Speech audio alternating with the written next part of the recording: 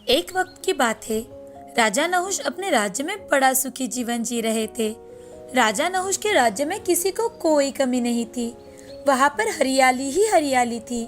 सब कुछ ठीक चल रहा था कि एक दिन अचानक से भस्मासुर नाम का एक जादूगर राजा नहुष के राज्य में आ गया, जिसे वरदान था कि वो जिसके भी सिर पर हाथ रखे वो भस्म हो जाए। अचानक से महाराज के राज्य में भस्मासुर आने के कारण उथल-पुथल मच चुकी थी। ये खबर लेकर एक सैनिक महाराज के पास आया और महाराज से, महाराज की जय हो। महाराज, हमारे राज्य की सीमा पर कोई भस्मासुर नामक जादूगर ने प्रवेश किया है। कहा जाता है कि वो जिस किसी चीज या किसी के भी सिर पर हाथ रख दे तो वो भस्म हो जाता है। महाराज ये बात सुनकर बहुत ही ज्यादा परेशान हो जाते हैं। साथ ही उन्हें गुस्सा भी आता है। वो खड़े रहकर, क्या भस्मासुर एक जादूगर? आखिर हमने उसका क्या बिगाड़ा था जो वो हमारे राज्य में आकर लोगों को परेशान कर रहा है? हमें अभी उसको सबक सिखाना पड़ेगा। महाराज के ऐसे कहते ही उनका सेनापति महाराज से, महाराज, आप सत्य कह रहे हो, लेकिन इस वक्त हमें शांतिपूर्वक कार्य करना चाहिए। अगर हम जल्दबाजी में कोई कदम उठाए तो वो कुछ गलत न हो जाए। महाराज, हम कुछ ज्यादा ही क्रोधित हो चुके थे, जिस कारण हम गलत फैसला भी कर सकते थे। अवश्य महाराज, हमें इस पर कोई सोच विचार करके ही कदम उठाना चाहिए ताकि हमारी प्रजा पर कोई बुरा प्रभाव ना पड़े। महाराज और सेनापति की बात चल रही थी कि तभी दूसरा सिपाही खबर लेकर वहाँ पर आता है। तो महाराज उससे, क्या खबर है उस जादूगर भस्मासुर की? महाराज, अब उसने हमारे राज्य में प्रवेश कर लिया है। महाराज, हमारे सभी सैनिक उससे लड़ने में असमर्थ है। उसके सामने जो भी आए उसे वो भस्म कर देता है। महाराज, फिर वो कोई इंसान हो या जानवर। क्या? अब तो हद हो चुकी है। अब हमें ही कुछ करना होगा। हमारे सारे सैनिकों को आगाह कर दिया जाए कि किसी भी वक्त हमें युद्ध के लिए जाना पड़ सकता है। सेनापति बीच में ही, महाराज, अगर हम हमारे राज्य के सारे जादूगरों को इकट्ठा कर भस्मासुर से लड़ने कहे तो? अवश्य सेनापति, आप तुरंत ही राज्य के सारे जादूगरों को यहाँ लेकर आओ। साथ ही राज्य के लोगों तक ये संदेश भिजवा दिया जाए कि जो भी इस भस्मासुर से हमारे राज्य को बचाएगा उसे हम एक बहुत बड़ा इनाम देंगे। सेनापति और सैनिक वहाँ से तुरंत ही अपना काम करने के लिए निकल पड़ते हैं। महाराज भी सोच में पड़ जाते हैं कि आखिर अब क्या किया जाए। सभी और हाहाकार मच चुका था। देश के सभी लोग बहुत डर चुके थे और वो घर में चुपकर बैठने लगे थे। कोई घर से बाहर आना ही नहीं चाहता था। देश की सारी गलियां जो लोगों से हमेशा ही भरी रहती थी वो अब सूनी पड़ चुकी थी। अब ये बात महाराज नहुष की पुत्री सुमित्रा तक पहुंच चुकी थी, जो कि एक बहुत ही बढ़िया नर्तकी थी। साथ ही वो एक वीर योद्धा भी थी। अब वो भस्मासुर नामक जादूगर के बारे में सुनकर तुरंत ही अपने पिताजी के पास राज्यसभा में प्रवेश करती है, जहाँ पर राज्य के सारे अधिकारी बैठे विचार विमर्श कर रहे थे। तभी राजकुमारी सुमित्रा महाराज से, प्रणाम पिताजी, मैंने जो सुना है क्या वो सब सच है? हाँ पुत्री, अब तुम्हें क्या बताएं कि राज्य की हालत क्या से क्या हो चुकी है। हमने ऐसी कौन सी गलती की है जिसकी सजा ये जादूगर हमें देना चाहता है? महाराज की बात पूरी हुई भी नहीं थी कि राजकुमारी महाराज से, महाराज, मैं आपकी पुत्री सुमित्रा उस जादूगर से मिलना चाहती हूँ। महाराज के साथ साथ सारे अधिकारी भी चौंक जाते हैं। महाराज सुमित्रा से, तुम जानती नहीं, वो बहुत शक्तिशाली है। अगर वो सिर्फ किसी के सिर पर हाथ रख दे तो तुरंत वही भस्म हो जाता है। सभी लोग इतने डरे हुए हैं कि उसका सामना कोई नहीं करना चाहता। पिताजी, मुझे एक मौका तो दीजिए ताकि मैं आपको दिखा सकूं कि मैं आप ही की पुत्री हूँ। ठीक है पुत्री, अगर तुम्हारे भाई यहाँ होते तो शायद ही तुम्हें इस जादूगर का सामना करना ना पड़ा होता। तभी सुमित्रा महाराज का आशीष लेकर वहाँ से निकल पड़ती है। सुमित्रा दिखने में बहुत ही सुंदर थी। उसकी सुंदरता की चारों कोसों में चर्चा थी। तो जैसे ही सुमित्रा जादूगर के सामने जाती है तो उसे देखकर भस्मासुर राजकुमारी सुमित्रा की ओर देखता ही रह जाता है। वो उसके प्यार में पड़ जाता है। राजकुमारी सुमित्रा सोच विचार कर वहाँ सज धज कर आई थी। तो भस्मासुर सुमित्रा से, हे सुंदरी, तुम कौन हो? इतनी सुंदर लड़की मैंने आज तक नहीं देखी। क्या तुम मुझसे शादी करना चाहोगी? भस्मासुर की बात सुनकर सुमित्रा थोड़ी सी शर्माने का नाटक करते हुए भस्मासुर से, जी अवश्य, मैंने आपकी ताकत के बड़े चर्चे सुने हैं। ये बात सुनते ही भस्मासुर को अपने आप पर गर्व होता है और वो खुश हो जाता है। तभी सुमित्रा, मैं आपसे शादी करने के लिए तैयार हूँ, लेकिन मैंने भगवान के मंदिर में अपनी शादी से पहले अपने होने वाले पति के साथ नृत्य करने का व्रत कहा था, तो आपको मेरे साथ वहाँ नृत्य करना होगा। क्या आप मेरे साथ वहाँ नृत्य करेंगे? भस्मासुर सुमित्रा की सुंदरता देखकर उसके प्यार में इतना ज्यादा पागल हो चुका था कि सुमित्रा जो कहे वही वो कर रहा था। अब बातों बातों में सुमित्रा उसे मंदिर लेकर जाती है और उसके साथ एक सुंदर सा नृत्य करने लगती है। वो जैसा जैसा नृत्य करे वैसे ही वो करने लगा था। अब नृत्य रंग में आने लगा था कि सुमित्रा ने अपना हाथ अपने सिर पर रख दिया। जैसे ही सुमित्रा ने अपने सिर पर हाथ रखा, भस्मासुर ने भी अपना हाथ खुद के ही सिर पर रख दिया। अब भस्मासुर खुद ही राख हो चुका था। सुमित्रा ने उसके वरदान को ही उसका शाप बना दिया। राजकुमारी सुमित्रा की ये चालाकी देखकर सारे लोग चौंक जाते हैं और उसकी जय जयकार करने लगते हैं। अब राज्य में सभी लोग फिर से खुशी खुशी रहने लगे। सारी ओर खुशियाँ ही खुशियाँ फैल चुकी थी। अब महाराज ने अपने राज्य की गद्दी पर राजकुमारी सुमित्रा का ही राज्याभिषेक करवाया। रिद्धिमा और सरिता नाम की दो बहुत अच्छी सहेलियां एक छोटे से गांव में रहा करती थी। उनकी आपस में बहुत ज्यादा बनती थी, इसीलिए वो दोनों हमेशा साथ में ही रहती थी। रिद्धिमा और सरिता एक ही उम्र की थी और एक ही स्कूल में जाती थी। उन्हें हमेशा से ये लगता था कि स्कूल खत्म होने के बाद जब वो अपने अपने पसंद के कॉलेज में जाएंगी तब दोनों अलग हो जाएंगी। लेकिन स्कूल के बाद दोनों ने फिर से एक ही कॉलेज में एडमिशन लिया। ऐसे ही एक दिन सरिता और रिद्धिमा साथ में बैठे थे और बातें कर रहे थे। तभी रिद्धिमा सरिता से, सरिता, हम हमेशा एक साथ ही रहेंगे ना? हाँ रिद्धिमा, हमें कोई अलग नहीं कर सकता। ऐसा कहकर दोनों एक दूसरे के गले लगती है। अब कुछ दिन ऐसे ही बीत जाते हैं और एक दिन अचानक से रिद्धिमा का सरिता को फोन आता है। हेलो रिद्धिमा, कैसी हो? दरअसल मुझे तुमसे कुछ जरूरी बात करनी थी। हाँ, बोलो ना सरिता, क्या हुआ? मेरे पापा ने मेरी शादी तय कर दी है और लड़का मुंबई का रहने वाला है। अरे वाह सरिता, कॉन्ग्रेचुलेशंस! मैं बहुत खुश हूँ अपने बेस्ट फ्रेंड के लिए। पर रिद्धिमा, अब हम अकेले हो जाएंगे। मैं शादी के बाद मुंबई शिफ्ट हो जाऊंगी और तुम यहाँ अकेले। अरे तो क्या हुआ, मैं तुमसे मिलने आ जाया करूंगी और तुम भी तो अपने माँ पिताजी से मिलने के लिए यहाँ आओगी ही ना? हाँ बिल्कुल। बस एक बात याद रखना, मुझे कभी मत भूलना। अरे मैं तुम्हें कैसे भूल सकती हूँ, तुम तो मेरी सबसे अच्छी दोस्त हो। थोड़े ही दिनों बाद सरिता की रोनित नाम के लड़के के साथ शादी हो जाती है। शादी के दिन सरिता और रिद्धिमा एक दूसरे के गले लगकर काफी देर तक रोते रहते हैं और फिर सरिता अपनी नई जिंदगी की शुरुआत करने के लिए मुंबई शहर चली जाती है। लेकिन मुंबई जाकर उसे अपने परिवार की बहुत याद आती है। इधर रोनित का परिवार भी उसे बहुत प्यार देता है। शुरू में तो उसकी सासू माँ की उसके साथ बहुत अच्छे से बनती थी। उसकी सास सरिता को कोई काम करने का मौका ही नहीं देती थी। पर जैसे जैसे दिन बीतते गए वैसे वैसे उसकी सास का रवैया बिल्कुल ही बदलने लगा था। वो घर के सारे काम सरिता से ही करवाने लगती है, लेकिन सरिता को भी काम करने में कोई आपत्ति नहीं थी। वो चुपचाप से हंसकर सारे काम करती थी। एक दिन सरिता के हाथ से गलती से एक चाय का कप गिरकर टूट जाता है और उसकी सास उसे खरी खोटी सुनाती है। अरे कल मुही कही कि ये क्या कर दिया तूने? एक तो तेरे घर वालों ने कोई दहेज नहीं दिया, पता नहीं तुझ जैसी गंवार लड़की को मेरे बेटे ने कैसे पसंद किया। यहाँ आकर मेरा घर बर्बाद करने पर तुली हुई है तू। उसी दिन रोनित सरिता के लिए नई साड़ी लेकर आता है और रोनित सरिता से, सरिता ये लो, मैं ये तुम्हारे लिए लाया हूँ। आज तो कोई अवसर भी नहीं है, तो ये तोहफा किस बात के लिए?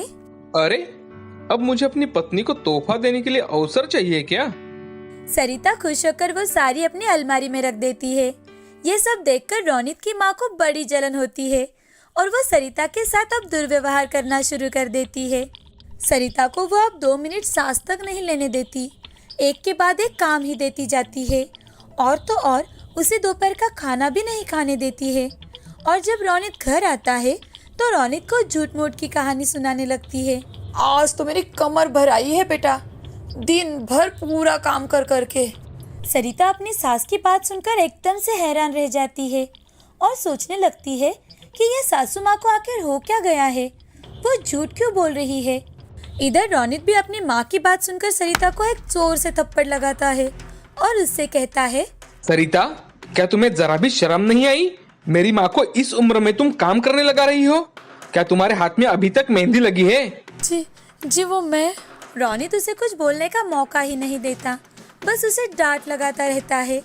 अगले दिन से रौनित का स्वभाव भी उसके प्रति कुछ बदला बदला सा लगने लगा था। उस रात रौनित की माँ बेटे के सामने झूठ मूठ का नाटक करती है कि बहू ने उसे धक्का दिया और इसी कारण वो गिर गई और उससे उसे बहुत चोट आई है। इस बार भी रौनक ने अपनी माँ पर ही विश्वास किया। अब ऐसा अक्सर ही होने लगा था, लेकिन सरिता ने बर्दाश्त करने की सीमा पार कर दी थी। सरिता अपनी सास को माँ का दर्जा देती थी, उनका सम्मान करती थी, इसीलिए आज तक वो चुप रही। एक दिन सरिता को रिद्धिमा का फोन आता है। वो फोन पर, सरिता मैडम, आजकल कहाँ हो तुम? मुझे भूल गई हो क्या?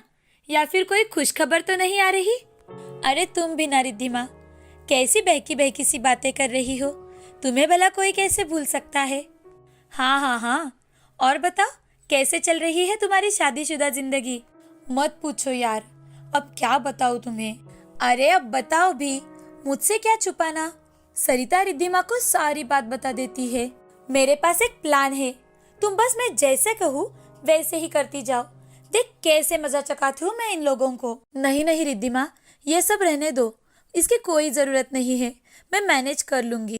अब रिद्धिमा उसकी एक नहीं सुनती और सरिता को अपने घर बुला लेती है। साथ ही सरिता जैसी दिखने वाली एक हमशक्ल लड़की को उसके ससुराल में भेज देती है। वो हमशक्ल लड़की सरिता की सास से घर के सारे काम करवाती है और उसे धमकाती भी है। ए बुढ़िया, अगर तुमने अपने बेटे को कुछ बताया ना तो मैं ये जहर खा लूंगी और पुलिस स्टेशन में तुम्हारा ही नाम बताऊंगी, समझी? आज से घर के सारे काम तुम ही चुपचाप करोगी, समझी ना? उस दिन से रौनित की माँ का तो जैसे जीना ही हराम हो जाता है और वो सोच में पड़ जाती है, ये सरिता को क्या हुआ है? आज तक तो ये चुपचाप मेरी सारी बातें मान लेती थी, इसे अचानक क्या हो गया? और ये दिखने में भी थोड़ी सी अचानक से अलग अलग सी क्यों लग रही है? उस दिन सरिता की हमशक्ल सरिता की सास को और रौनित को अच्छा सबक सिखाती है। एक दिन रौनित की माँ रौनित के पास जाकर उससे, बेटे, ये शायद मेरे ही बुरे कर्मों की सजा है। मैं ही बहू की झूठी कहानियां तुम्हें बताया करती थी, उसे बहुत सताया करती थी। जब तुम उसे डांटते थे तो मुझे बहुत अच्छा लगता था, लेकिन मुझे पता नहीं था कि बहू इतनी बदल जाएगी। माँ, आपने ये क्या किया? तुमने तो मेरा जीवन ही नर्क बना कर रख दिया है। आपकी वजह से सरिता ये सब कर रही है, आए दिन मरने मारने की बातें करती है। ये आपने अच्छा नहीं किया माँ। मुझे माफ कर दो बेटा, मुझसे बहुत बड़ी भूल हो गई है। तभी सरिता की हमशक्ल उनके सामने आ जाती है और सरिता की सास से, अगर तुम्हें माफी मांगनी ही है तो सरिता से मांगो। और रौनित, क्या तुम्हें एक बार भी नहीं लगा कि बीवी की एक बात तो सुन ले? बस माँ की ही बात सुने जा रहे थे। अगर तुमने सरिता की एक बात मानी होती तो आज ये दिन नहीं आता। सरिता की बात मतलब? तुम कौन हो? तभी सरिता और रिद्धिमा घर में आ जाते हैं। सरिता और उसकी हमशक्ल को एक साथ खड़ा देखकर रौनित और उसकी माँ चौंक जाती है और वो सोच में पड़ जाते हैं कि असली बहू कौन है। तभी रौनित, सरिता, मुझे माफ कर दो, मुझे तुम्हारी बात सुन लेनी चाहिए थी। मैं माँ की बातों में आ गया, मुझे माफ कर दो सरिता। बहू, हो सके तो मुझे माफ कर दो। मैं आज से तुम्हें कभी तंग नहीं करूंगी, लेकिन तुम ही इस घर में रहो, तुम्हारी हमशक्ल नहीं चाहिए। कभी ऐसा मत करना बहू। सास की ये सारी बातें सुनकर रिद्धिमा और सरिता की हमशक्ल जोर जोर से हंसने लगती है। रौनित के चेहरे पर भी अनजाने में एक हल्की सी मुस्कान आती है। उस दिन के बाद जब भी सरिता थोड़ी सी ऊंची आवाज में बात करती तो उसकी सास उससे पूछती, क्या तुम ही असली बहू हो? एक बार की बात है, एक गांव में दीपक और काजल नाम के पति पत्नी रहते थे। उन्हें 2 लड़के और एक लड़की थी। दीपक एक किसान था और उसके पास एक गाय थी जिसका दूध बेचकर उनका गुजारा होता था। दीपक अचानक काफी बीमार रहने लगा था और टेस्ट कराने के बाद भी डॉक्टर्स को कुछ समझ में नहीं आ रहा था कि आखिर दीपक को हुआ क्या है। लेकिन फिर भी वो पूरा दिन आराम करने के बजाय अपने गाय का दूध बेचने बाजार जाया करता था। इससे उसकी तबीयत और बिगड़ने लगी थी और फिर उसकी हालत ऐसी हो गई थी कि वो बिस्तर पर जकड़ गए। अब दीपक का बड़ा बेटा राकेश काम करने लगा, जो पहले दीपक किया करता था। पर घर के हालात अब बहुत खराब हो गए थे। दीपक के काम ना करने से उनके ग्राहक भी कम हो गए थे। एक दिन दीपक और काजल का बड़ा बेटा राकेश उसकी माँ के पास जाकर, माँ, मुझे आपसे एक जरूरी बात करनी थी। हाँ बोलो ना राकेश। माँ, दरअसल अपनी गाय थोड़ी कमजोर हो चुकी है, इसी कारण वो अब ज्यादा दूध नहीं दे पाती। रोज हमारी तरफ से दूध ना मिलने की वजह से ज्यादातर ग्राहक अब दूसरे लोगों से दूध लेने लगे हैं। हमारा व्यापार अब ठंडा पड़ गया है। हमें इस बारे में कुछ ना कुछ करना ही पड़ेगा। तुम बिल्कुल सही कह रहे हो राकेश। अब तुम्हारे पापा की भी तबीयत कुछ ठीक नहीं रहती। मैं भी उनकी देखभाल में व्यस्त रहती हूँ। अब तुम्हें ही कुछ करना पड़ेगा। हाँ माँ, आप चिंता मत कीजिए, मैं कुछ सोचता हूँ। राकेश अब अपने भाई बहनों से भी विचार विमर्श करता है। अगले दिन एक बूढ़ा आदमी उनके घर आता है और कहता है, अरे कोई घर पर है? मुझे अपने बीमार बेटे के लिए 1 लीटर दूध चाहिए था। राकेश तुरंत ही ताज़ा दूध निकालने के लिए गाय के पास जाता है, पर गाय ने बस आधा लीटर ही दूध दिया था। उसके आगे वो थोड़ा भी दूध नहीं दे पाई। वो फिर सोच में पड़ जाता है। अब मैं क्या करूँ? मेरे पास तो बस आधा लीटर ही दूध है। अब मैं उनको क्या बोलूँगा? इतने में सपना वहाँ आ जाती है और अपने भैया से, भैया आप परेशान मत होइए, चलो आप बाहर, मैं सब संभाल लूंगी। सपना और राकेश बाहर आते हैं और दूध बूढ़े आदमी को दे देते हैं। अरे ये क्या? ये तो बस आधा लीटर ही है। राकेश के कुछ बोलने से पहले ही सपना बोल उठती है कि बाबा, ये कोई मामूली दूध नहीं है, ये तो चमत्कारी गाय का दूध है। ये पीकर आपका बेटा एकदम ठीक हो जाएगा। क्या तुम सच कह रही हो? हाँ बाबा। तुम्हारा बहुत बहुत शुक्रिया। मैं हमेशा आप सबका आभारी रहूंगा। फिर वो पैसे देकर वहाँ से चला जाता है। तभी राकेश सपना से, सपना, तुम खुद भी फंसोगी और हमें भी फंसाओगी। अरे तुम क्यों इतनी चिंता करते हो भैया, देखना सब कुछ ठीक हो जाएगा। ठीक है, तुम इतना कह रही हो तो देखते हैं अब क्या होता है। कुछ दिन ऐसे ही गुजर जाते हैं और एक दिन वो बूढ़ा आदमी राकेश को बीच बाजार में मिलता है। तो राकेश से, अरे कैसे हो बेटा? और तुम्हारे परिवार वाले सब कैसे हैं? राकेश उन्हें पहचान ही नहीं पाता। अरे बेटा, तुमने मुझे पहचाना नहीं? मैं तुम्हारा वही ग्राहक हूँ जिनको तुमने चमत्कारी गाय का दूध दिया था। धन्यवाद, आप लोगों की वजह से मेरा बेटा बिल्कुल ठीक हो गया है। ये बात अब धीरे धीरे फैलने लगी है कि चमत्कारी गाय का दूध पीकर तबीयत बिल्कुल ठीक हो जाती है। लोग अब दीपक के घर के बाहर लाइन लगाने लगते हैं और वहाँ से साधारण दूध से ज्यादा पैसे देकर चमत्कारी गाय का दूध खरीदने लगते हैं। अब दीपक के घर के हालात सुधर गए थे और पर्याप्त पैसे होने से राकेश अपने पिताजी का इलाज बड़े अस्पताल में करता है। दोनों बाप बेटे अब साथ में ही दूध का व्यवसाय करने लगते हैं और अब उनके परिवार में कोई चिंता नहीं थी। कुछ सालों बाद विदेश से एक व्यापारी गाँव आता है। तब उसे इस गाय के बारे में पता चलता है और वो फिर गाय के मालिक से मिलने का निवेदन करता है। गांव के लोग फिर एक बैठक की व्यवस्था करते हैं। जी, दरअसल मुझे ये गाय खरीदनी है। मैं तुम्हें इसके पूरे 2 लाख रुपए दूंगा। तुम वो पैसों से ढेर सारी गाय खरीदकर अपना व्यापार बढ़ा सकते हो। दीपक के मन में ये बात सुनकर लालच आ जाता है। वो सोचने लगता है कि ये मामूली गाय के इतने पैसे दे रहा है, फिर मुझे ये मौका हाथ से जाने नहीं देना चाहिए। वो बिना किसी को बताए उस गाय को विदेशी को बेच देता है। विदेशी खुश होकर उसे पैसे देकर खुशी खुशी अपने देश लौट जाता है। कुछ दिन में दीपक का परिवार नोटिस करता है कि गाय गायब है। वो दीपक को पूछने लगते हैं कि गाय कहाँ चली गई है। पहले तो वो बोलता है कि अरे, मैंने गाय को थोड़े दिनों के लिए अपने दोस्त राहुल को दी है। वो जानवरों का डॉक्टर है और हमारी गाय बीमार भी थी, तो वो अब उसकी निगरानी में रहेगी। दीपक के घर वाले भी उसकी बात मान लेते हैं, पर कुछ ही दिनों में गाय को वापस लौटता हुआ ना देखकर अब उन्हें शक होने लगा है। अब काजल दीपक के पास जाकर, अजी आप मुझे सच सच बताओ, गाय को कहाँ छोड़कर आए हो आप? वो गाय बहुत कमजोर हो गई थी, तो मैंने उसे अच्छी रकम में बेच दी। चिंता मत करो, हम नई गाय ले लेंगे। क्या कहा? बेच दी? आपको पता है ना वो कोई चमत्कारी गाय नहीं है। अगर उन्हें पता चला तो हम उन्हें क्या जवाब देंगे? तुम चिंता मत करो, विदेशी लोगों के पास बहुत पैसा होता है। वो लोग नोटिस भी नहीं करेंगे कि वो चमत्कारी गाय नहीं है। अगर उन्हें इतनी ही पड़ी होती तो अब तक मुझे उनका फोन आया होता। वो तो सपना उस गाय में जड़ी बूटी की दवाई मिलाया करती थी, इसलिए फिर लोग उस दूध को पीकर स्वस्थ हो जाते थे। पर अब उन विदेशियों को तो हमारा सच पता चल गया होगा। रात गई बात गई, छोड़ो ये सब, चलो खाना खाते हैं। वे खाना खाकर सो जाते हैं।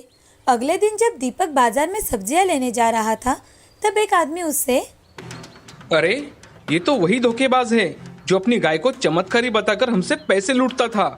सब बता दिया है हमें वो विदेशी ने। चलो गाँव वालों, मारो इसे। सब गांव वाले मिलकर दीपक को बहुत पीटते हैं और ये सारी बातें सभी और फैल जाती है। अब दीपक से कोई दूध नहीं खरीदता। इस कहानी से हमें ये सीख मिलती है कि लालच बुरी बला है। हमें कभी भी लालच नहीं करना चाहिए। जो भी इंसान लालच करता है वो अपनी जिंदगी में कभी खुश नहीं रह सकता। हमें हमेशा अपनी मेहनत से जो कुछ भी मिले उसी में खुश रहना चाहिए। अगर हम थोड़ा ज्यादा के चक्कर में लालच करेंगे तो हमारे पास अब जितना है हमें उससे भी हाथ धोना पड़ सकता है। इसीलिए कहते हैं ज्यादा लालच अच्छा नहीं होता।